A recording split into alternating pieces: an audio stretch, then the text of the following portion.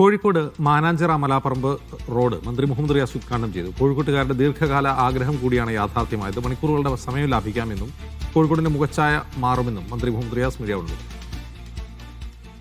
കോഴിക്കോട്ടുകാരുടെ ഏറ്റവും വലിയ ആഗ്രഹം, ഏറ്റവും വലിയ പ്രതീക്ഷയായിരുന്നു ഈ മലാപ്പറമ്പ് മാനാഞ്ചിറ റോഡ്. അത് ഇന്നിപ്പോൾ പൂർത്തിയായിരിക്കുകയാണ്. മന്ത്രി മുഹമ്മദ് റിയാസ് അത് ഉദ്ഘാടനം ചെയ്തിരിക്കുന്നു. ഞാൻ പറഞ്ഞതുപോലെ കോഴിക്കോടിന്റെ വലിയൊരു വികസന സ്വപ്നമായിരുന്നു പൂർത്തിയായി. ഇനി വലിയ മാറ്റങ്ങൾ സംഭവിക്കും. തീർച്ചയായിട്ടും ഈ റോഡിൽ ഒരു മണിക്കൂറിൽ ശരാശരി 700 വാഹനങ്ങൾ പോകുന്നുണ്ട്. ഒരു ദിവസം 10,000-ലധികം വാഹനങ്ങൾ ഉപയോഗിക്കുന്ന റോഡാണ്. 8 കിലോമീറ്റർ വരുന്ന ഈ റോഡ് ഒരു അറ്റത്ത് നിന്ന് മറ്റൊരറ്റത്ത് എത്താൻ 10 മിനിറ്റ് മതിയെങ്കിൽ അത് മണിക്കൂറുകളാണ് എടുക്കുന്നത്. അപ്പോൾ LDF സർക്കാർ ഈ ഒരു കാഴ്ചപ്പാടിൻ്റെ ഭാഗമായി ഇതിന് ഫണ്ട് അനുവദിച്ചു. ഇതിൻ്റെ പ്രവൃത്തി ആരംഭിക്കാൻ നേരമാണ് മലാപ്പറമ്പ് മുതൽ മുത്തങ്ങ വരെയുള്ള ദേശീയപാത പദ്ധതി വന്നത്. സ്വാഭാവികമായിട്ടും കേന്ദ്ര സർക്കാരിൻ്റെ ഒരു പദ്ധതി വന്നാൽ പിന്നെ NOC വാങ്ങേണ്ടതുണ്ട്. നോ ഒബ്ജക്ഷൻ സർട്ടിഫിക്കറ്റ് വാങ്ങാതെ പ്രവൃത്തി നടത്താൻ പറ്റില്ല. അപ്പോൾ അതിന് പൂർണ്ണമായി കാത്തു നിൽക്കുന്നതിന് പകരം ആ കഷ്ണം മാത്രം NOC വാങ്ങാനും ഇവിടുന്ന് പ്രവൃത്തി ആരംഭിക്കാനും തീരുമാനിച്ചു. അങ്ങനെയാണ് സമയബന്ധിതമായി പ്രവൃത്തി പൂർത്തീകരിച്ചത്. നാട്ടിൽ വലിയ മാറ്റമാണ് ഉണ്ടാക്കുന്നത്. മണിക്കൂറുകളിൽ സമയലാഭമാണ് ജനങ്ങൾക്ക് ഉണ്ടാകുന്നത്. കേരളത്തിലൊരു LDF മാജിക്കാണ് പൊതുവെ കാണാൻ പറ്റുന്നത്. ഇപ്പോൾ നഗരം എടുത്ത് പരിശോധിച്ച 2 MLA-മാർ, ശ്രീ തോട്ടത്തിൽ രവീന്ദ്രൻ, മുൻ മന്ത്രി കൂടിയായ ശ്രീ അഹമ്മദ് ദേവർകോവിൽ എന്നിവരുടെ നേതൃത്വത്തിൽ ഒട്ടേറെ വികസന പ്രവർത്തനങ്ങൾ നഗരത്തിൽ നടന്നു. ഇവിടുത്തെ കോർപ്പറേഷൻ മുൻ മേയർ ഡോക്ടർ ബീന ഫിലിപ്പിൻ്റെ നേതൃത്വത്തിൽ ഇപ്പോൾ ശ്രീ O സദാശിവൻ്റെ നേതൃത്വത്തിലും കോർപ്പറേഷനും അതിനോടൊപ്പം നിൽക്കുകയാണ്.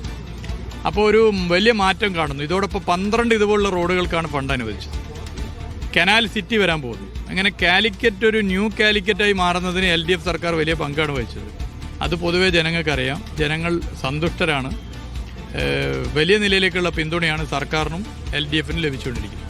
ഈ ഘട്ടത്തിൽ നമ്മൾ ഈ MGS നാരായണൻ ഉൾപ്പെടെയുള്ളവരെ കൂടെ ഓർക്കേണ്ട ഒരു സാഹചര്യം അല്ല, ഇതിലെല്ലാവരും അതിൻ്റെതായ ശ്രമം നടത്തിയിട്ടുണ്ട്. എല്ലാവരും ഞങ്ങൾ ഓർത്തിട്ടുണ്ട്.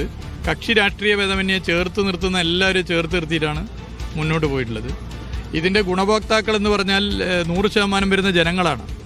അത് എല്ലാവരും ചേർത്ത് നിർത്തിക്കൊണ്ടാണ് വികസന പ്രവർത്തനങ്ങളിൽ സർക്കാർ മുന്നോട്ട് പോകാറ്. ആ നിലയിൽ തന്നെയാണ് കേരളത്തിൽ പൊതുവേ നിങ്ങൾ നോക്കിയാൽ ഒരു 30-40 കൊല്ലം അപ്പുറത്തേക്കുള്ള പദ്ധതികളാണ് ഈ 10 കൊല്ലത്തിനിടയിൽ വന്നത്. ഒരു LDF മാജിക്കാണ്. 1 ലക്ഷം കോടി രൂപയുടെ കിഫ്ബി പദ്ധതി ഇവിടെ വന്നിട്ടില്ലായിരുന്നെങ്കിൽ എന്താകുമായിരുന്നു സ്ഥിതിയെന്ന് നമുക്കറിയാം.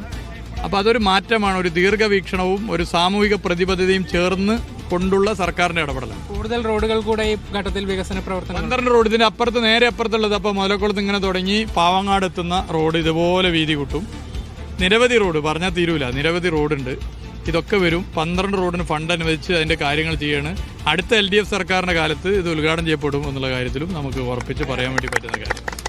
തീർച്ചയായും വലിയ ഗതാഗത കുരുക്ക് ഉൾപ്പെടെയുള്ള ഒരു പ്രദേശമായിരുന്നു. അവിടെയാണ് ഒരു വികസനം ഉണ്ടായിരിക്കുന്നത്. ഇത് കോഴിക്കോടിന്റെ തന്നെ മുഖച്ഛായ മാറ്റും, കൂടുതൽ സൗകര്യങ്ങൾ കൊണ്ടുവരുമെന്നുള്ളതാണ് മന്ത്രി തന്നെ വ്യക്തമാക്കിയിരിക്കുന്നത്. ക്യാമറ പേഴ്സൺ ജയ്സൽ ബാബു പിലാശ്ശേരിക്കൊപ്പം നന്ദഗോപാൽ, മീഡിയ 1 കോഴിക്കോട്.